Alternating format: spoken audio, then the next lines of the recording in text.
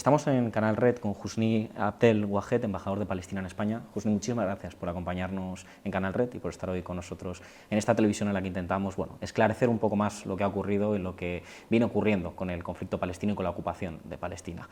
Van ya 3 o 4 generaciones nacidas bajo la ocupación israelí. A su familia la expulsaron de sus hogares en 1948 con el recién creado Estado de Israel, pero parece que hay muchos españoles que ahora recuerdan o conocen el conflicto palestino recientemente por lo que ha acontecido el sábado pasado, el sábado 7 de octubre. Le quiero preguntar cómo le explicaría usted a la población española lo que le ocurrió a su familia en primer lugar en 1948 y su propio origen. Se crió además en un campo de refugiados. Bueno, primero que nada le agradezco la invitación.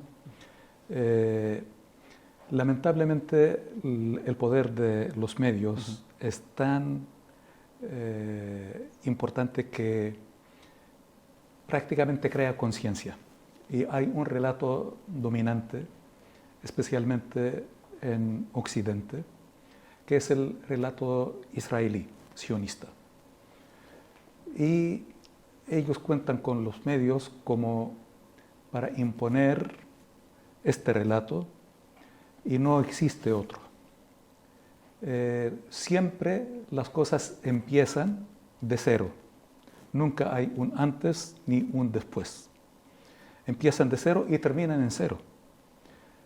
Por lo tanto, ahora todo el mundo está pendiente de lo que empezó el día sábado 7 de octubre.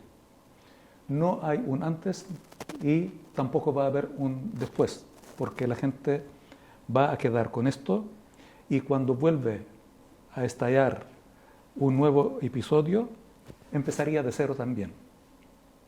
Fíjense, antes del día 7 de octubre ha habido una política sistemática de parte del Estado de Israel que tiene como principal objetivo mantener despedazado el territorio palestino y anexado, además de una política de judaización o israelización del territorio palestino. La política también israelí consiste en la represión permanente, el asesinato, encarcelamiento, profanación de los lugares santos musulmanes y cristianos, la humillación permanente continua de la población palestina desde siempre. Y todo esto es parte del mal mayor, que es la ocupación. La gente se olvida de que Palestina está bajo ocupación. Por lo tanto, siempre que hay un episodio con el tono un poco más alto, entonces ahí comienza, y más que nada por el daño que le puede causar a Israel, porque la gente se acostumbró que todos los días, pero todos los días sin excepción, hay algún acontecimiento que afecta a los palestinos, pero esto no es noticia. En 1948, cuando fue creado el Estado de Israel, y pongan atención con la palabra creado, con el verbo creado, porque fue creado en Palestina, a costas del pueblo palestino, con el apoyo incondicional de las grandes potencias. Por lo tanto, el Estado de Israel es un instrumento, un proyecto que fue creado por las grandes potencias. Y es importante también entender que este proyecto no se gestó en el año 48. Esto viene gestándose desde 1799, con una idea de Napoleón. En 1798, Napoleón ocupó a Egipto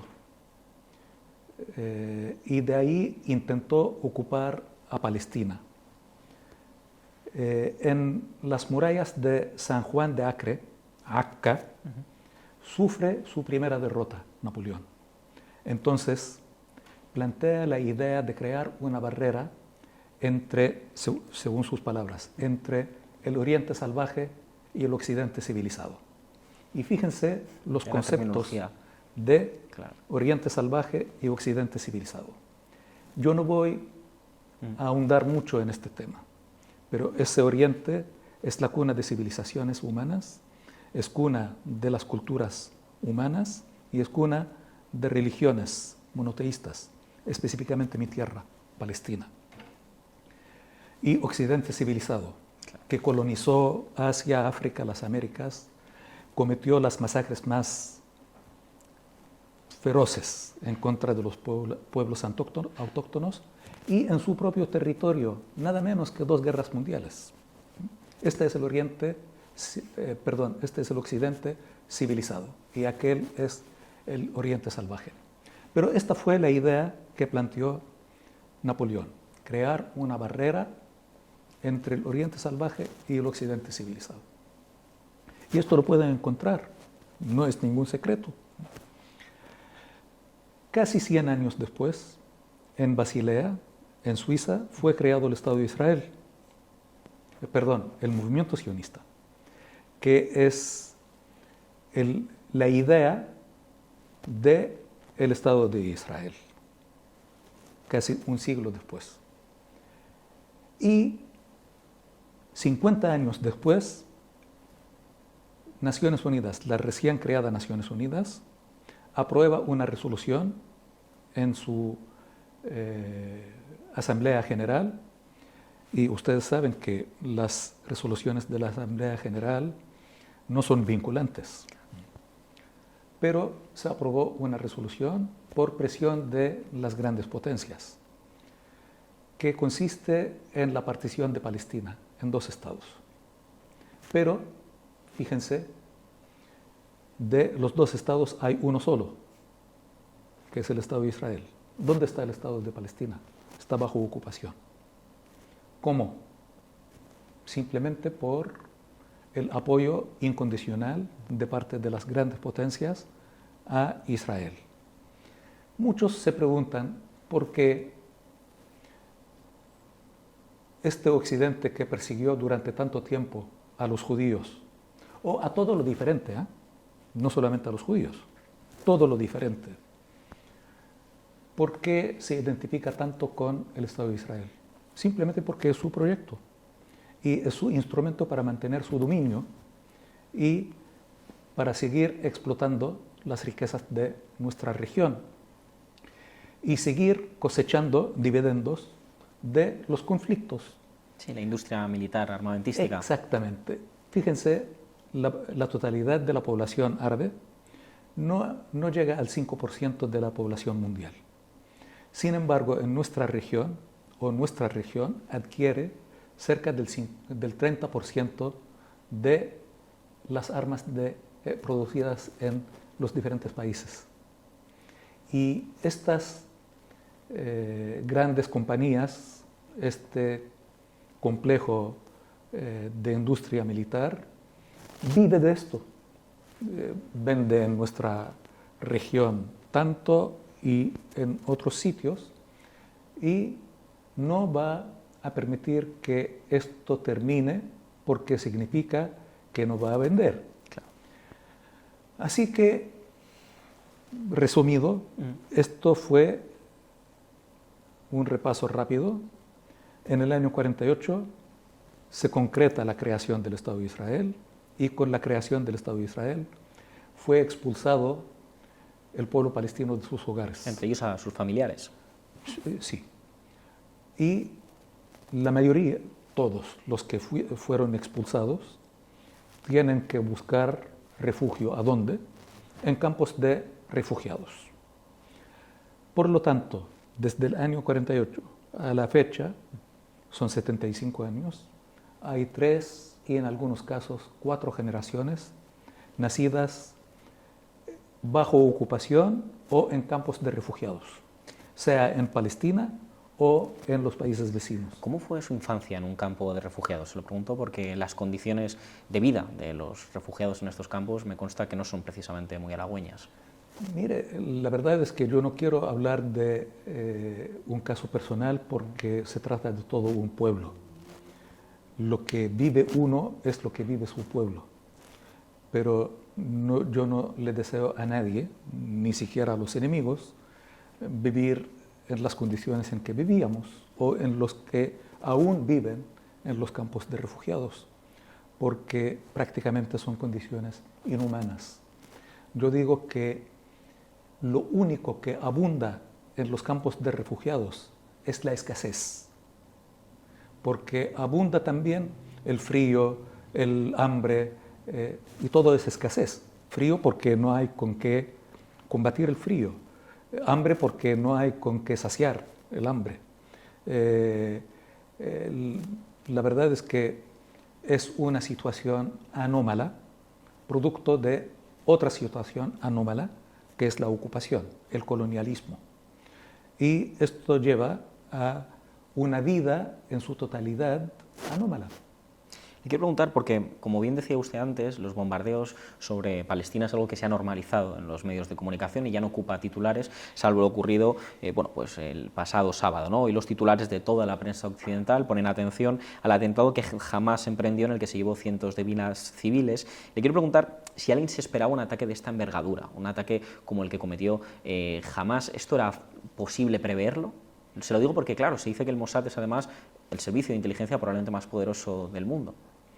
Mire, este es uno de los mitos que han creado y ha quedado en la conciencia individual y colectiva, que el Mossad es el aparato de inteligencia más profesional y más poderoso del planeta. Pero yo no voy a juzgar porque yo no soy experto. Sí, la verdad es que sorprendió.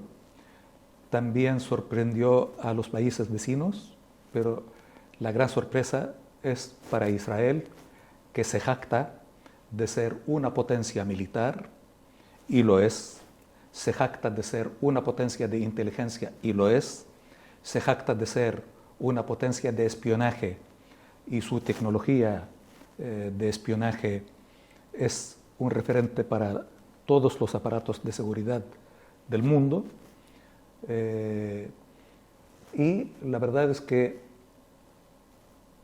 se está conociendo que la CIA también se sorprendió, todo el mundo se sorprendió. Pero no es sorpresa el estallido, tal vez sea sorpresa la magnitud, el momento y la forma. Pero nosotros veníamos advirtiendo hacía tiempo, y a nuestros amigos en los gobiernos europeos, en Estados Unidos y demás, lo saben, que veníamos advirtiendo hace tiempo que esto iba a suceder. No exactamente lo que está pasando en este momento, pero que el estallido venía, porque Israel, con su política sistemática y el consentimiento de los países occidentales, conducía a esto, porque hay una dinámica en la naturaleza, y esta dinámica consiste en que si hay tanta presión, el resultado automático es explosión. Y ha habido tanta presión durante tanto tiempo que lo natural es que se produzca esta explosión. Lo advertíamos.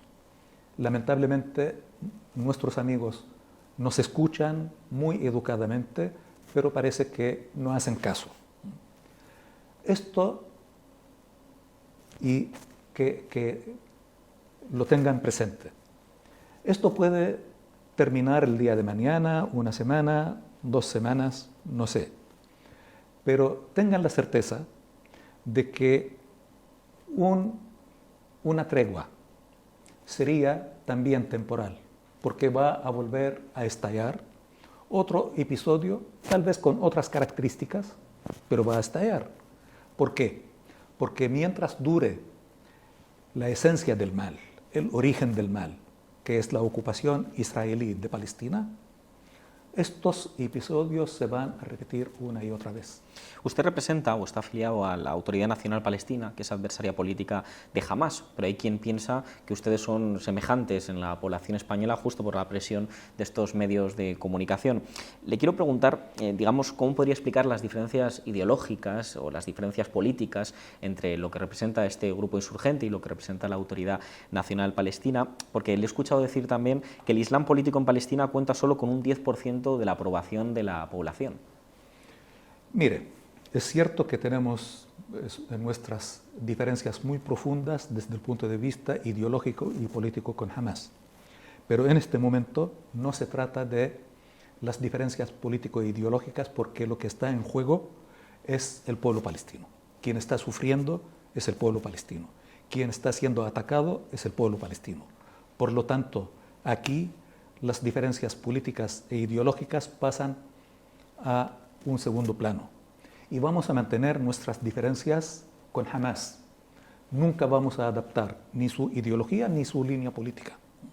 Pero en este momento se trata del pueblo palestino que está siendo duramente castigado, indiscriminadamente asesinado con los bombardeos, con las armas más sofisticadas que tiene una potencia militar como es el Estado de Israel y que cuenta ahora con el arsenal de Estados Unidos que lo dice, y lamentablemente en todas las esferas, política, económica, militar, tecnológica, de inteligencia, están consagrando todos los recursos norteamericanos al servicio del Estado de Israel, al punto que han movilizado sus portaaviones. Ya llegó el portaaviones presidente Gerald Ford y está en camino otro portaaviones. Por lo tanto, Estados Unidos está tratando este tema como un tema doméstico y no es Palestina-Israel, es Estados Unidos, parece. Así que sí tenemos estas diferencias con Hamás y son diferencias, como decía, profundas, pero se trata de nuestro pueblo. El que sufre y el que muere es nuestro pueblo. Nosotros vamos a seguir abogando por una solución pacífica, pero se están agotando tanto los espacios como los tiempos para una solución pacífica. Y en esto la comunidad internacional tiene una gran responsabilidad. Le preguntaré justo ahora después por esta cuestión, pero le quiero preguntar en primer lugar cómo valora las declaraciones y los distintos comunicados de los países árabes, musulmanes, sobre todo los que comparten frontera, ¿no? Se lo pregunto por el caso concreto de Egipto, Jordania, Líbano o Siria en esta situación. Mire, esto, aunque ocurra en esta región, no afecta a los países vecinos solamente. Esto afecta la paz y estabilidad mundial. Por lo tanto, no hay que tratarlo como un foco aislado. Es un problema que hay que verlo desde una perspectiva global. Por lo tanto, hay que ver las posturas de todos los países con respecto a lo que ocurre. No podemos aceptar que este tema sea tratado como un tema árabe o musulmán, porque no lo es. Es un problema político que fue creado por nuestros amigos europeos. Así que no hay que culpar a otros. Son nuestros amigos europeos que tienen la responsabilidad. Y es una tendencia, no lo digo por ustedes, es una tendencia de la media a nivel mundial y muchas veces de los políticos de tratar esto como una responsabilidad árabe-musulmana y lavarse las manos de su responsabilidad. No, es un problema global y hay que verlo como tal y tratarlo como corresponde. Es muy triste que en este episodio la mayoría absoluta de los países, especialmente europeos y Estados Unidos, no están midiendo con la misma vara, sino con una doble vara, renunciando a sus propios principios, al menos declarados. Yo no voy a juzgar las intenciones, pero uno los escucha hablar tanto del derecho internacional, de los derechos humanos, de la democracia, de las convenciones, de los protocolos, de los organismos multilaterales, y es muy lamentable. Dos, estos países amigos de Europa, Estados Unidos y otros, si pretenden buscar una solución, no pueden abanderizarse por una parte, o a favor de una parte, porque esto no es beneficioso ni siquiera para la parte por quien se abandera. 3. En momentos como estos, lo que más se requiere es la cordura, la razón, la sabiduría. Y lamentablemente con estas posturas falta razón, cordura y sabiduría. ¿Ha notado, en el caso particularmente español, y disculpe que le moleste, una sensibilidad diferente? Lo digo como embajador en el Reino de España, no sé si ha visto, digamos, lo digo por las declaraciones, por ejemplo, del señor Borrell, en el caso europeo, o por parte del Gobierno de España. Mire, España, en general, gobierno y sociedad, es un país amigo. Hemos visto manifestaciones muy equilibradas y hemos estado en contacto con nuestros homólogos, con los estamentos gubernamentales, partidistas, de la sociedad civil, y la verdad es que es una postura mucho más equilibrada que en otros países. Y valoramos esto. Y esto es lo que yo quería terminar con las posturas de los países. En este momento se necesita equilibrio. En este momento se necesita iniciativa para poner fin a un conflicto que puede agravarse y puede afectar a otras regiones. Yo siempre digo que somos vecinos. Europa con el Mediterráneo, el llamado Próximo Oriente, el norte de África, el Magreb, somos vecinos. Lo que ocurre ahí automáticamente afecta a Europa más que a nadie. Por lo tanto, además del espacio común que tenemos que cuidar el futuro, tanto nuestro como de los demás.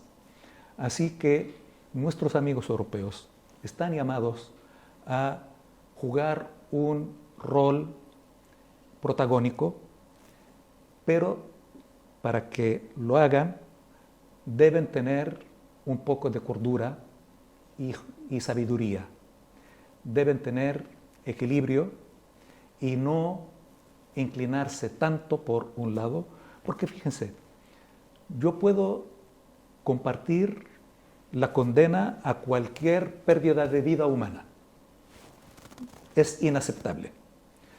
Pero nuestros amigos europeos quedaron en el sábado y no llegaron el jueves, hoy, porque hoy las pérdidas en el lado palestino son muchísimo más que en el lado israelí. Y están alentando a Israel con sus declaraciones de el derecho de Israel a la autodefensa y de ofrecerle la cobertura política, la legitimación de su acción, y no ven el sufrimiento del otro lado. Y aquí yo tengo que rechazar este racismo, esta discriminación, porque no hay sangre azul y sangre roja. La sangre es humana. El valor de la vida humana, de uno de ojos azules y otro de ojos negros, y el tercero de ojos pardos es la misma. El valor es el mismo y la vida es la misma. Por lo tanto, hay que ver esto no desde la perspectiva de una parte, hay que ser imparcial. Le quiero preguntar por una posible solución final por parte de Israel en el gueto de Gaza y si cree que la amenaza de ciertos grupos de intervenir desde el norte de Israel puede ser suficiente para frenar el asalto por tierra de Netanyahu, asalto que ha amenazado, o aprovechará la coyuntura y el estado de ánimo actual para arrasar Gaza, viendo lo que está ocurriendo. Pero cambiamos el término de solución final, ¿no? Esto no es positivo, no lo fue ni lo va a ser. Sí, una solución es posible siempre y cuando haya voluntad.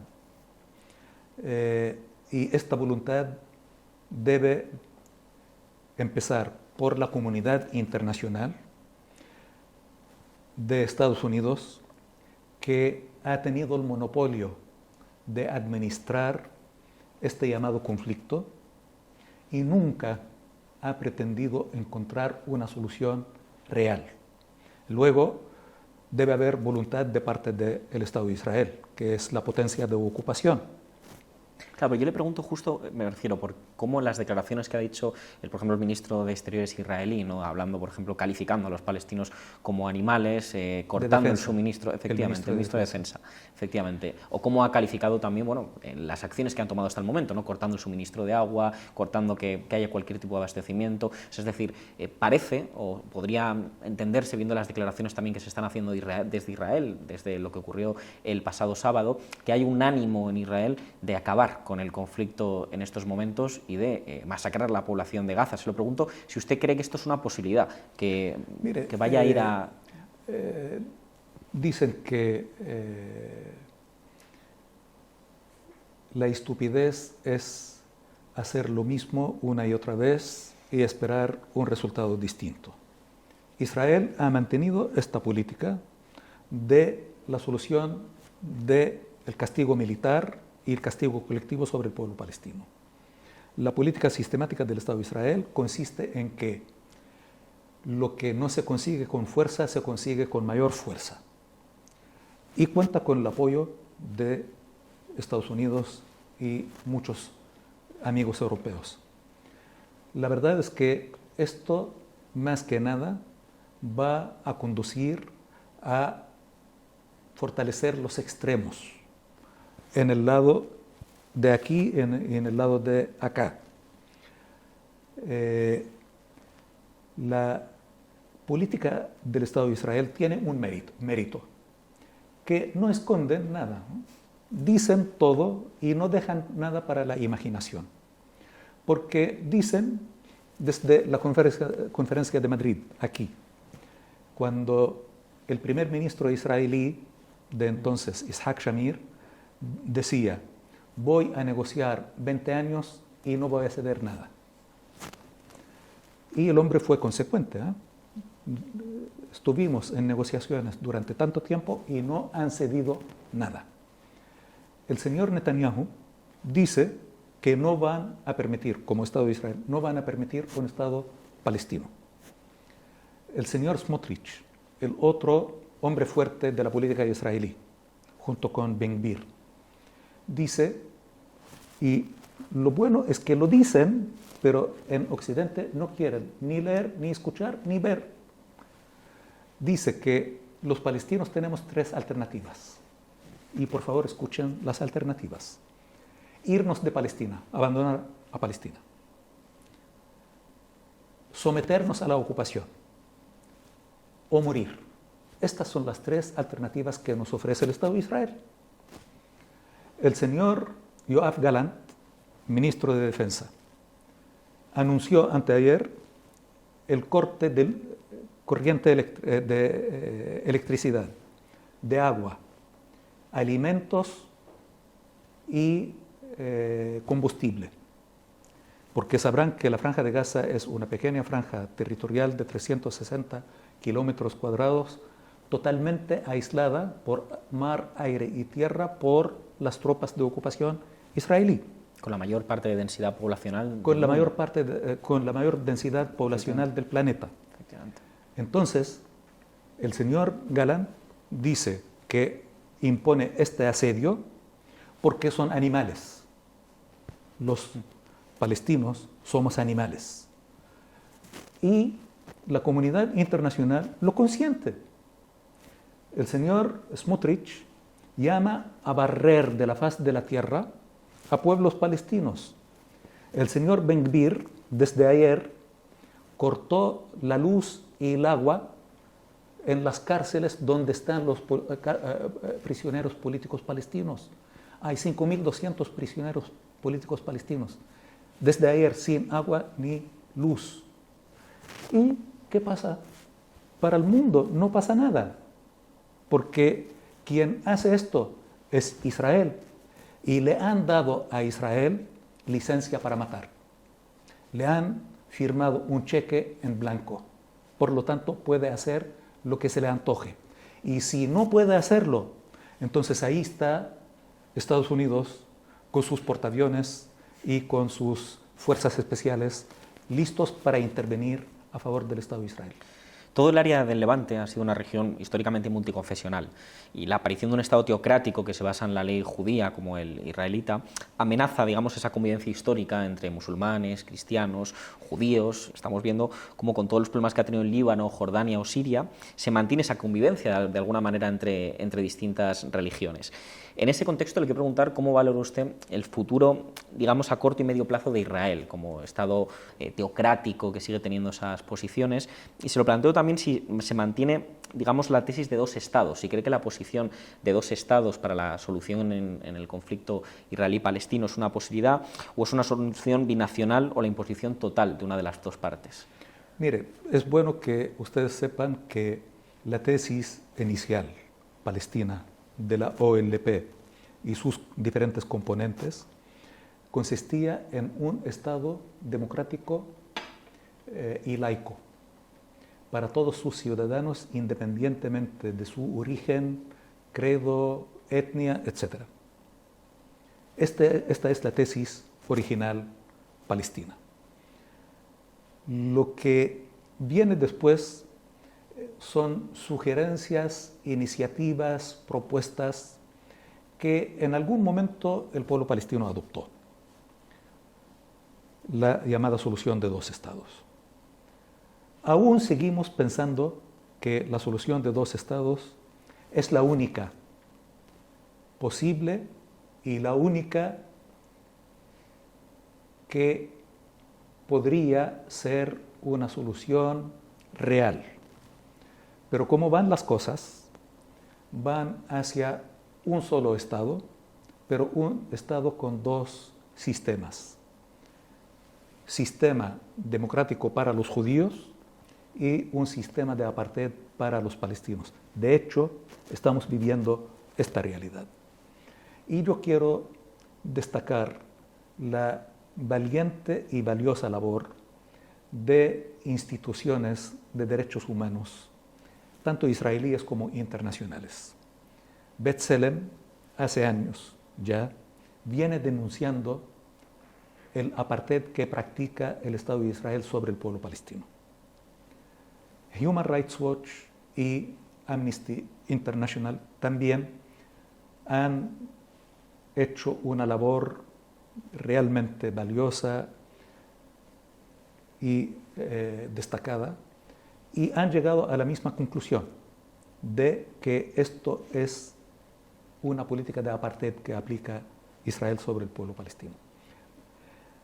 Nuestros amigos europeos y norteamericanos han llegado a descalificar los informes de estas instituciones tan prestigiosas y que han celebrado su labor en el resto del mundo, solamente cuando se trata de Israel.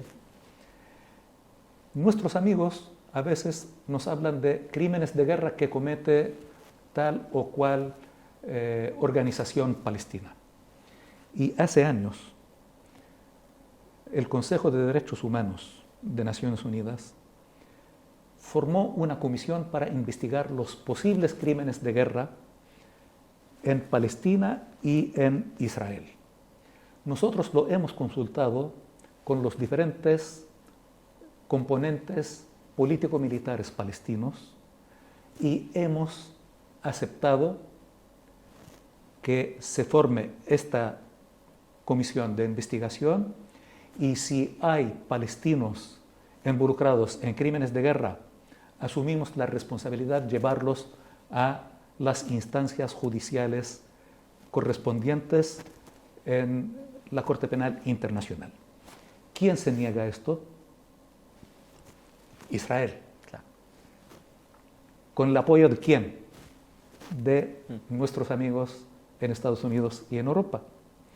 Cuando quisimos ir a la Corte Penal Internacional, aquello fue una resolución del Consejo de Derechos Humanos. Nosotros quisimos ir a la Corte Penal Internacional y esta Corte admitió el caso. ¿Qué pasó? La administración Trump castigó a jueces y fiscales de la Corte Penal Internacional por admitir el caso.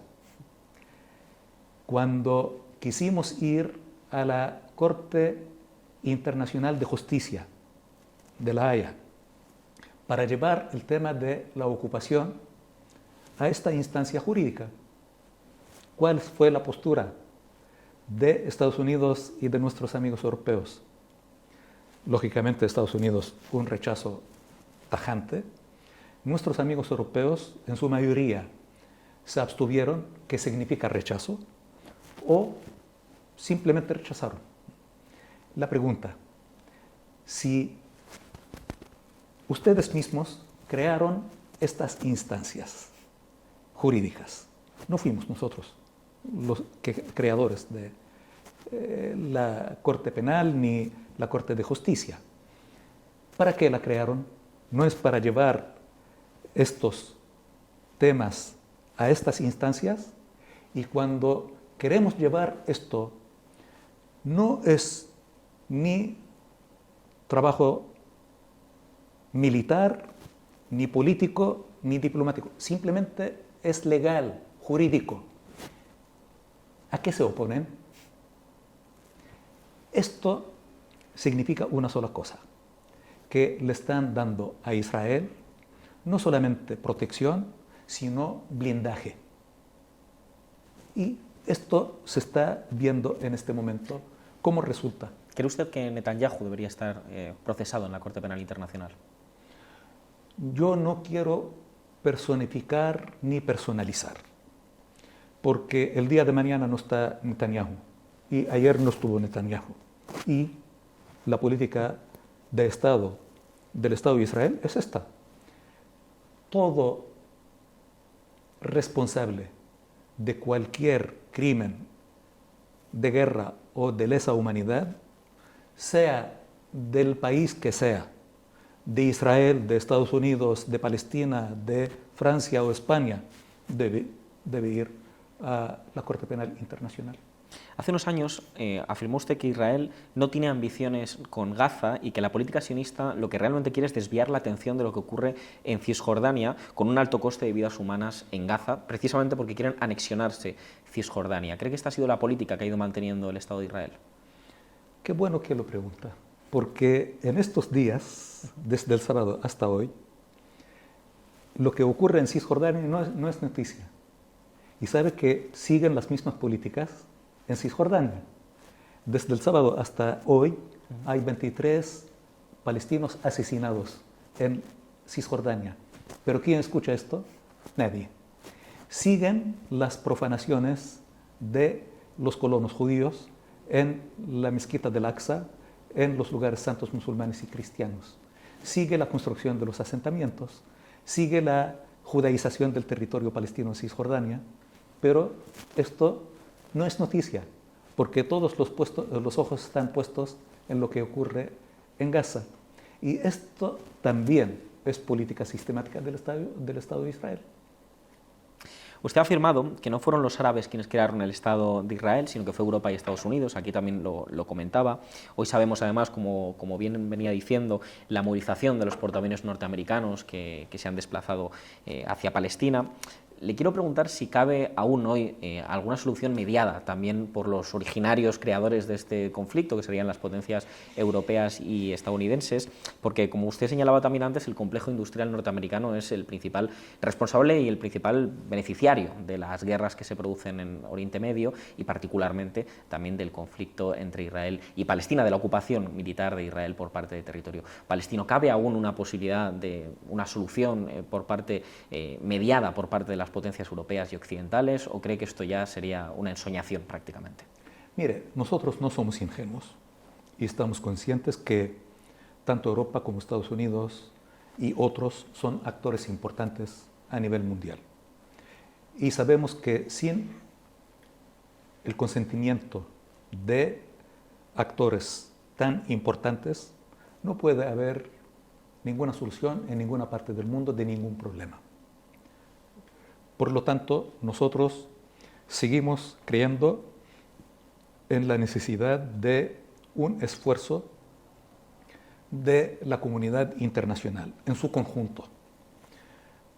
Cada vez Estados Unidos tiene menos crédito para ser un intermediario porque es totalmente parcial, es parte y lo está demostrando con su actuación y con las armas que le está suministrando a Israel y la movilización de sus portaaviones. Es parte del conflicto y uno no puede ser juez y parte. Entonces queda la posibilidad de que nuestros amigos europeos, la Unión Europea, entendemos también que la Unión Europea es heterogénea, pero entendemos que los intereses de Europa pueden ser más sensibles a los acontecimientos en nuestra región. Por lo tanto, si no es por principio, por interés, los europeos deberían movilizarse para tener un rol más protagónico y más activo. Hasta el día de hoy, lo que nos plantean tanto nuestros amigos europeos como Estados Unidos es que las dos partes tienen que negociar. Pero la verdad es que esto es como pedirle al lobo y a la gallina que negocien. ¿Qué vamos a negociar?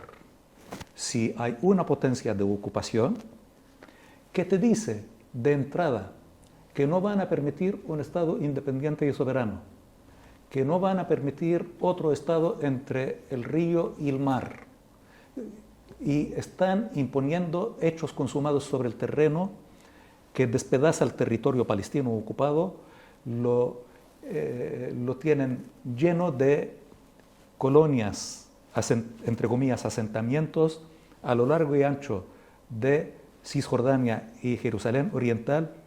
Por lo tanto, ¿qué vamos a negociar con alguien que te ofrece las tres alternativas? Irte de Palestina, someterte o morir. ¿Qué vas a negociar? Por eso el negociador, el intermediario debe tener claridad y debe tener objetividad e iniciativa. Pensamos que Europa tiene las condiciones y ojalá las ganas. Veamos a ver cuáles son los siguientes movimientos entonces de los países europeos. Ya para concluir le quiero preguntar, relacionado con América Latina, porque me consta que usted, además de ser embajador de España, bueno, pues ha llevado las relaciones diplomáticas con Argentina. ¿Nota un enfoque diferente en América Latina respecto a la sensibilidad europea? Tanto la historia como la realidad de América Latina lo hace diferente. El contexto geográfico, histórico, social y económico es totalmente distinto, por lo tanto no podemos hablar de similitudes en las posturas referentes a la situación que se vive en Palestina. Los latinoamericanos, por su composición, por su cultura heterogénea, por las distintas fuentes fundacionales, tienen mayor diversidad, y esto se refleja en sus políticas.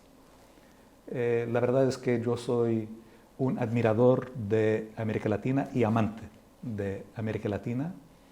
¿Estudió en Cuba, además, usted? Estudié en Cuba, trabajé en muchos países latinoamericanos, y yo le tengo mucho respeto, mucho cariño, admiración a América Latina, pero no hay que dejarse engañar porque la política no es estática. Puede haber cambios profundos en algún lugar y depende del gobierno de turno en cada país. Pero en general, en América Latina, la diversidad es mayor y, permíteme decirlo, no tienen el complejo de supremacía y el eurocentrismo. Son pueblos sin complejos de superioridad. Pues embajador, hasta aquí sería. Muchísimas gracias por la entrevista.